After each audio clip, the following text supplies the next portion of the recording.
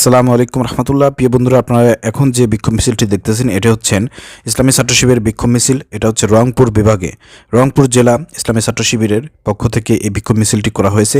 আপনারা অবগত আছেন যে গতকালকে রাতটাই বাংলাদেশে ইসলামী ছাত্র শিবির তারা এই কর্মসূচি ঘোষণা করেছিল যে সারা বাংলাদেশের বিভিন্ন বড় বড় বিভাগে, বড় বড় জায়গায়, জেলাতে, মহানগরীতে ইসলামী ছাত্র শিবির একটি বিক্ষোভ মিছিল করবে। বিক্ষোভ মিছিলটি কেন করবে? কারণ আপনারা দেখেছেন যে আজকে অন্তর্বর্তী সরকার 5-6 মাস হয়ে গিয়েছে, কিন্তু যে ফ্যাসিবাদের আওয়ামী লীগ সরকারের এবং দোসরদের যে বিচার হওয়ার কথা ছিল, দৃষ্টান্তমূলক যে বিচার হওয়ার কথা ছিল, সেটা কিন্তু এখনও দৃশ্যমান না।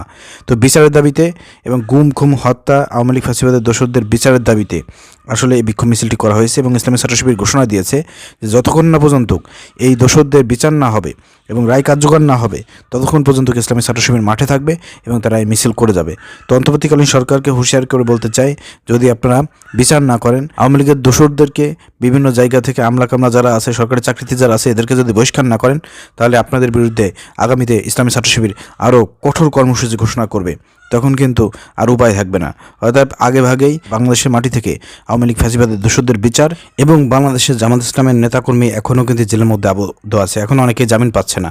এটি মাজারুল ইসলাম সহ আরও যারা রাজবন্দী আছেন তাদের মুক্তির জন্য ইসলামী ছাত্র শিবির কঠিন হুঁশিয়ারি দিয়েছেন। অতএব আপনারা যদি এই কাজটা না করেন, তাহলে কিন্তু আগামী দিনে এই সরকারকে কিন্তু উৎখাত করার জন্য, পতন ঘটানোর জন্য ইসলামী ছাত্র শিবির কিন্তু মিছিল করবে, মাঠে থাকবে।